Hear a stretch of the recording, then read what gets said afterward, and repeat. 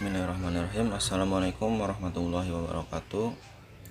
Saya dari kelompok 9 yang beranggotakan saya sendiri Ahmad Sofyan, yang kedua Lydia, dan ketiga Priagung Dida Prayoga. Di sini kami akan menjelaskan teori dari Max Weber, yaitu rasionalisasi dan birokrasi.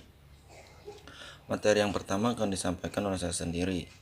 Di sini saya akan menjelaskan tentang rasionalisasi. Rasionalisasi adalah proses atau perbuatan yang bersifat rasional, yang juga berarti proses atau perbuatan merasionalkan sesuatu yang semulanya tidak rasional. Contohnya itu, untuk mempertahankan kebijakan politiknya, pejabat itu telah melakukan rasionalisasi yang lemah. Rasionalitas merupakan salah satu teori yang dicetuskan oleh Max Weber.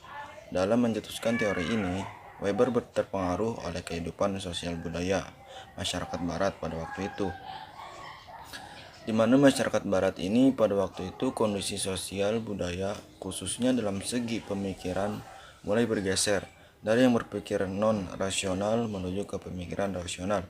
Hal ini dapat dilihat oleh Weber sebagai gejala awal dari sebuah modernitas, sehingga Weber menganalisisnya modern melalui teori rasionalitasnya.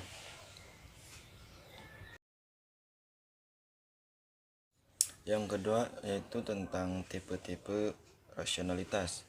Yang pertama yaitu tipe rasionalitas praktis. Di sini pengertiannya adalah setiap jalan hidup yang memandang dan menilai aktivitas-aktivitas duniawi dalam kaitannya dengan kepentingan individu yang murni dan pragmatis ataupun egoistis. Tipe rasionalitas ini muncul seiring dengan longgarnya ikatan magi primitif, dan dia terdapat dalam setiap peradaban dan melintasi sejarah. Jadi rasionalitas praktis ini di setiap peradaban dunia selalu melintasi kehidupan manusia. Jadi dia ini tidak terbatas pada barat modern. Tipe rasionalitas praktis ini selalu berlawanan dengan segala hal yang mengancam akan melampaui rutinitas sehari-hari. Dia mendorong untuk tidak percaya pada seluruh nilai yang tidak praktis, religius atau autofiaskuler, maupun rasionalitas teoritis kaum intelektual. Yang kedua ini tentang rasionalitas teoritis. Tipe rasionalitas teoritis ini dijalankan pada awal sejarah oleh tukang sihir, pendeta, ritual, dan selanjutnya oleh filsuf, hakim, dan ilmuwan. Rasionalitas teoritis ini menggiring manusia untuk mengatasi realitas sehari-harinya dalam upayanya memahami dunia sebagai konsep yang mengandung makna. Yang ketiga, yang terakhir yaitu rasionalitas substantif.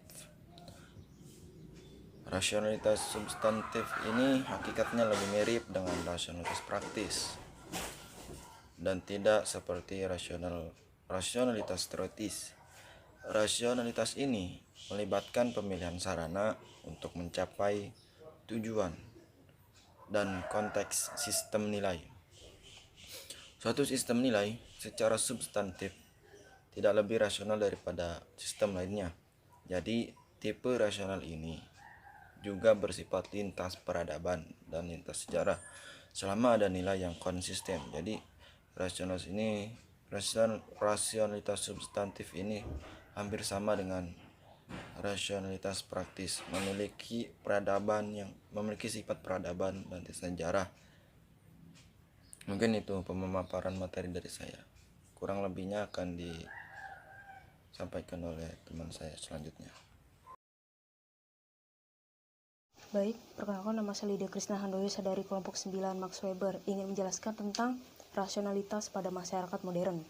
Saya akan menjelaskan, Max Weber memandang masyarakat barat yang modern sebagai suatu hal yang menyangkut peningkatan yang lebih tinggi dalam bentuk nasionalitas. Nah, peningkatan nasionalitas dalam masyarakat ini tercermin dalam perkembangan ekonomi masyarakat barat dan juga berbagai dimensi kehidupan yang lainnya, termaksud masalah musik. Weber dalam hal ini memperlihatkan bahwa tren kehidupan masyarakat saat ini telah memposisikan musik yang tunduk pada kecenderungan rasionalisasi. Dengan kata lain, konsep rasionalitas bukan hanya masalah ekonomi, sosial, budaya, agama, tetapi seluruh aspek kehidupan manusia itu sendiri. Lalu saya akan menjelaskan tentang konsep rasionalisasi yang dikemukakan oleh Max Weber. Ya, di antara lain yang pertama ada memandang individu yang realistik dan objektif. Jadi maksud Weber di sini hanya individu-individu saja yang real, sedangkan masyarakat sebuah konsep abstrak dari kumpulan-kumpulan individu. Maksudnya di sini dalam masyarakat modern. Seperti adanya tren dalam masyarakat dan setiap individu pasti mencoba tren tersebut dan setiap individu ingin dipopulerkan atau populer dalam masyarakat tersebut. Jadi individu-individu ini masuk ke dalam yang real dan objektif. Lalu yang kedua saya akan menjelaskan tentang mengedepankan masyarakat modern yang memiliki nilai rasionalitas yang tinggi. Ada dua hal yang dikemukakan oleh Weber, yaitu birokrasi dan sistem kapitalisme, di mana birokrasi merupakan tipe ideal dari sistem struktur masyarakat modern, sementara sistem kapitalis merupakan tipe dari sistem ekonomi modern.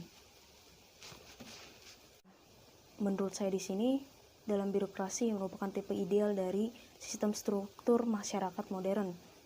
Di sini dimaksudkan seperti pekerjaan, profesi yang bekerja untuk pemerintah atau bekerja dari pemerintah. Jadi gaji itu berasal dari pemerintah dan orang yang bekerja dari pemerintah akan mendapatkan gaji sesuai apa yang diterapkan oleh pemerintah. Jadi orang tersebut dikala ada sesuatu hal yang tidak memungkinkan untuk pekerjaannya, dia masih tetap dapat gaji sesuai dengan ketentuan yang berlaku. Jadi yang dimaksudkan tentang sistem kapitalis merupakan tipe dari sistem ekonomi modern ini tergantung pada suatu varietas perkembangan di dalam ekonomi, juga dalam masyarakat yang lebih besar. Contohnya seperti pasar bebas, uang, teknologi, tenaga kerja, lalu teknik-teknik, akuntansi, dan komersialisasi. Lalu dari uraian konsep Max Weber tadi, dalam kajian yang pertama dapat dikelompokkan tipe tindakan manusia dalam dua kategori, yaitu tindakan rasional dan tindakan non-rasional. Lalu yang pertama ada untuk tindakan rasional, dibagi menjadi dua. Yang pertama ada tindakan rasional instrumental, yaitu tindakan yang disadari dan terukur baik dalam perumusan cara maupun tujuannya. Nah, di sini dimaksudkan seperti organisasi yang memiliki tujuan bersama. Lalu yang kedua ada tindakan rasional berorientasi nilai, yaitu tindakan yang mempunyai kebebasan dalam menggunakan alat atau sarana dan tujuan tindakannya sudah ditentukan, seperti fasilitas yang tersedia di sekolah maupun di dalam kampus. Lalu ada yang kedua, untuk tindakan non-rasional, dibagi menjadi dua. Yang pertama ada tindakan tradisional, yaitu tindakan sarana dan tujuan atau nilainya sudah ditentukan oleh sistem nilai budaya masyarakat sebelumnya. Seperti kita harus patuh, harus hormat pada orang tua atau orang yang lebih tua daripada kita. Sebagai anak muda kita harus sopan, santun terhadap orang yang lebih tua.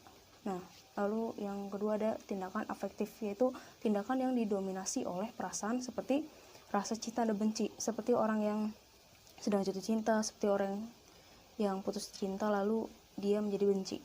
Nah, makna dari konteks tersebut yaitu adanya keterlibatan kesadaran manusia dalam menentukan tujuan dalam sebuah tindakan. Indikator dari sebuah tindakan menjadi suatu hal yang mendasar dalam sebuah tindakan yang rasional. Maka dari itu, rasionalisasi dapat diartikan sebagai sebuah upaya pelibatan nilai kesadaran sebuah proses awal tindakan manusia. Sekian dari saya, terima kasih. Assalamualaikum warahmatullahi wabarakatuh. Saya Priagung Nida Prayoga ingin menjelaskan tentang pengertian dari birokrasi.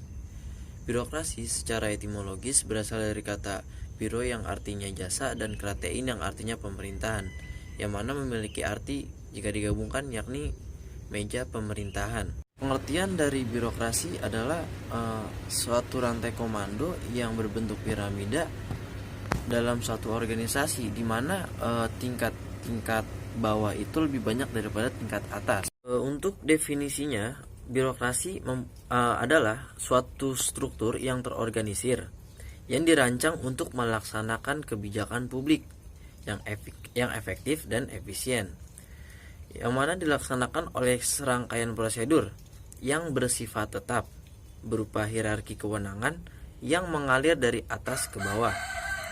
Birokrasi banyak ditemukan dalam organisasi, terutama pada organisasi pemerintah, rumah sakit, perusahaan, sekolah, dan militer.